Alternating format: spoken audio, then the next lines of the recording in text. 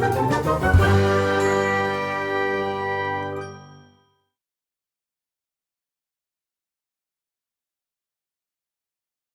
everyone, I just want to share with you a quick art supplies haul that I received a few days ago. And so I'll start with the least exciting one. It's the Elmer's Tack and Stick. I usually use this when I draw with colored pencils because I often have residues on my paper. And because the colored pencils, sometimes they crumble and you have lots of little dots, and you don't want to just like push them away with your fingers because sometimes they might get squished and leave a mark.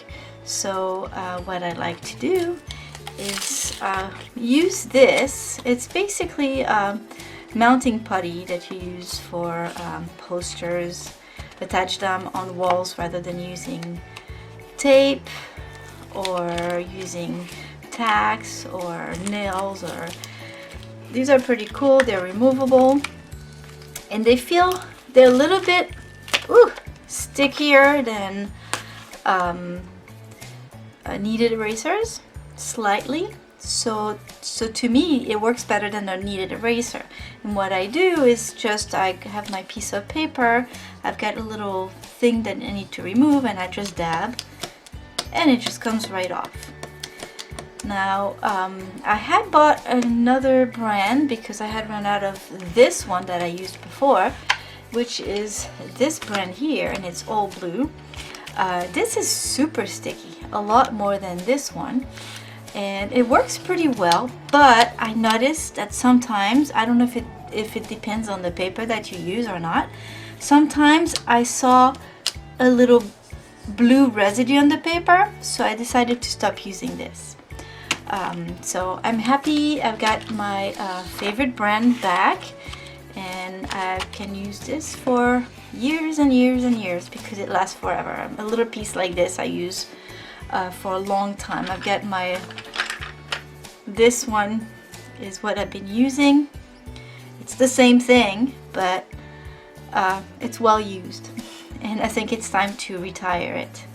It gets hard, well, a little bit harder because it's not that it dries in the air. Well, I guess it does dry a little bit. It gets harder, but as you just play with it, it gets softer again, and you can have it as soft as this again. Anyway, this is the first item that I got, and I'm very happy. The second thing that I got is something that I've seen a lot of people use lately, and I'm intrigued and I would like to try it, especially right now being Inktober. I thought I would try if I can get this out, a glass pen. It's a dip pen, and I'm actually happy that it came with a little holder. I was not sure if it was going to. So get a little holder, you can put it there, and basically you have ink, and you just dip it in your ink. I don't like when it bubbles like this because it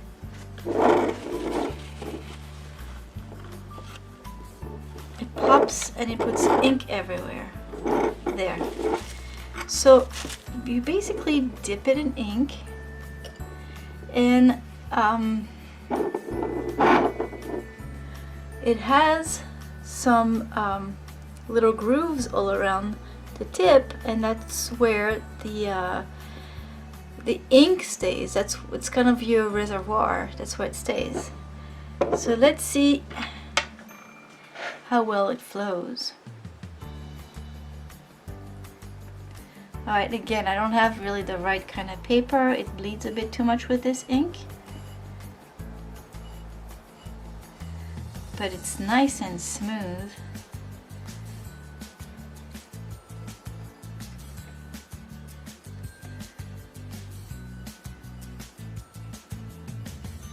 I really like that.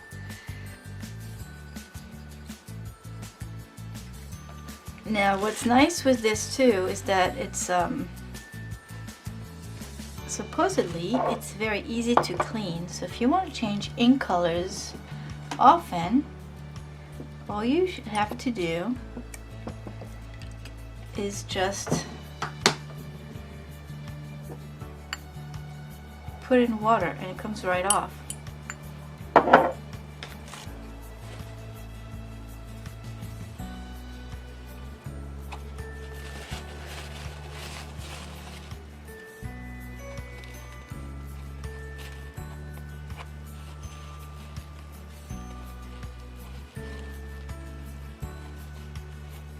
There.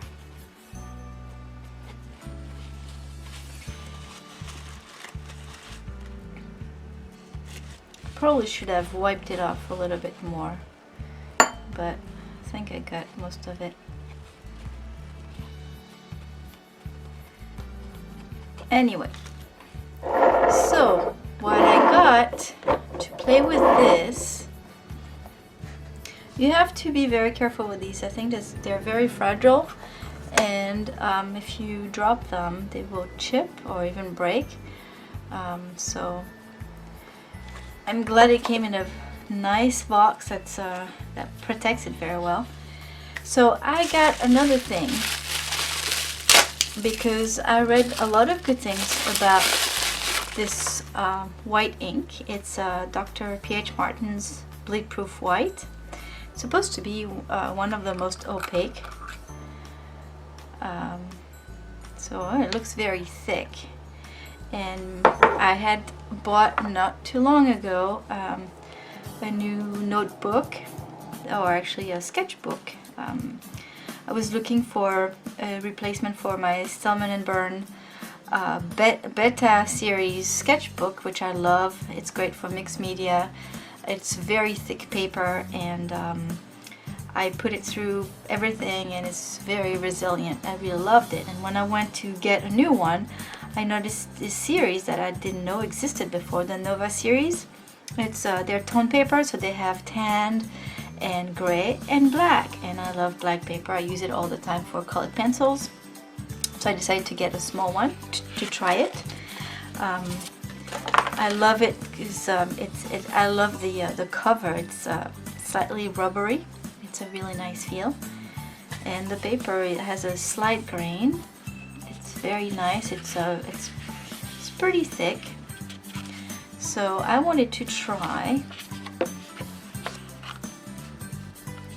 maybe not on the first page, but I'll try here. And I'm probably gonna have to dilute it with water, I'm assuming.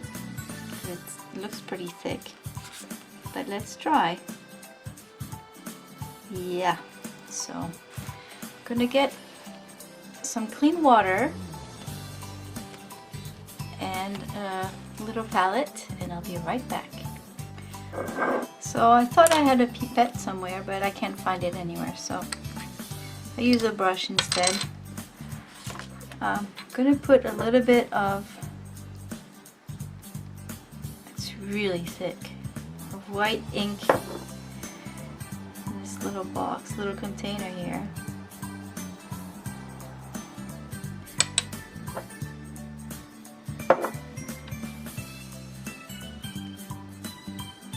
And add a tiny bit of water and see how it goes.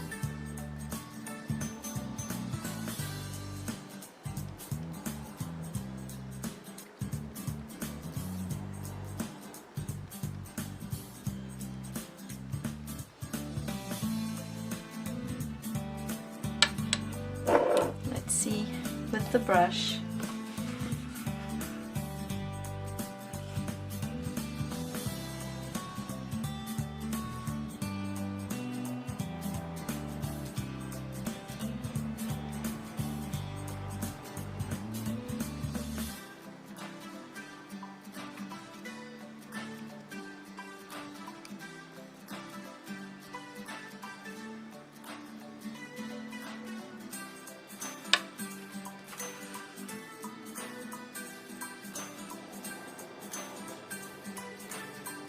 Looks like I'm gonna have to play with it and try to figure out how much water I need, and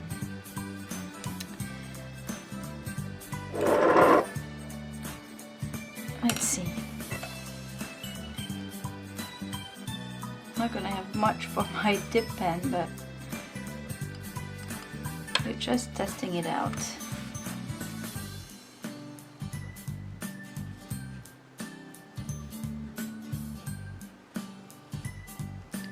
It looks like there's probably not enough water for the dip pen, so I will add more water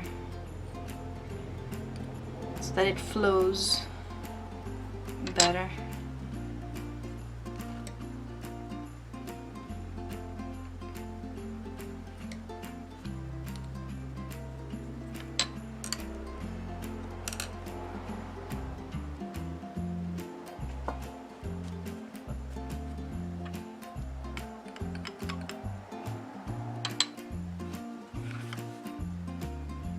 There you go. It's much better already.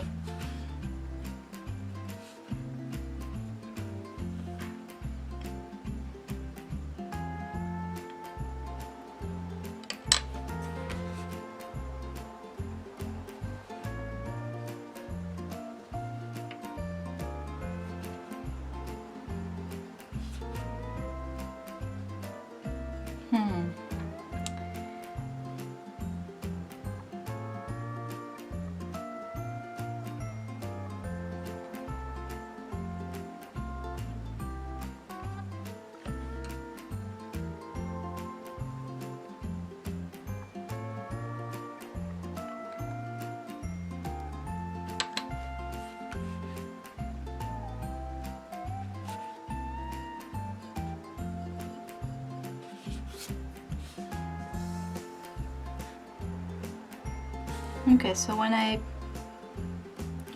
angle it a little bit more, it seems like it flows better than if I'm oh, even now. Okay, I think I have found the a good amount of water, the right quantity of water.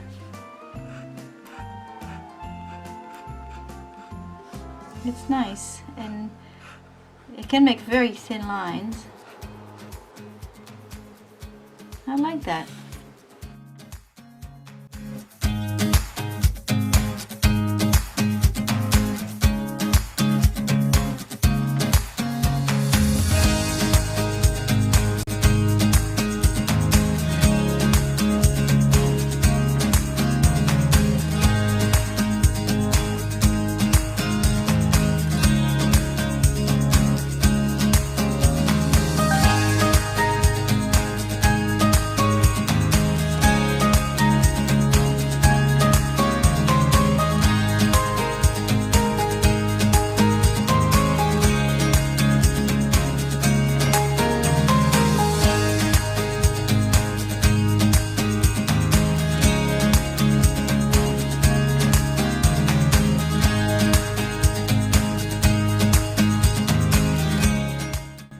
Okay, so in conclusion, the bleed-proof white is really cool. It stays nice and white. Sometimes you'll see it fade as it dries.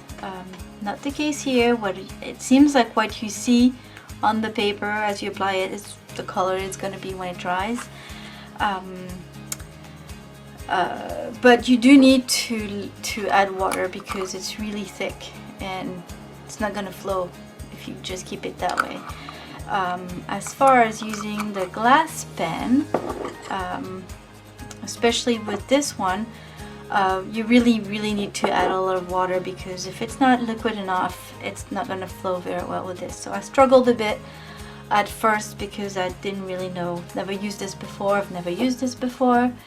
But once I figured out that I needed to add water so it's nice and thin, then the flow was much better and it was easier for me to do it. So anyway, this was fun. I'm definitely going to use it again. I need to try it and sketch something with black ink and see, or other color inks, and see how it works. But I like it. It looks great on black paper. I'll probably use this also for highlights with watercolors, or maybe colored pencils or any other thing. So it's nice and opaque, and I'll have to make another video and compare it with other whites and gel pens, white gel pens as well, and see how they work together, and gouache, and compare which one is more opaque and which one works best. Anyway, I hope you like this video. It was fun to test my new art supplies, and I'll see you soon. Bye!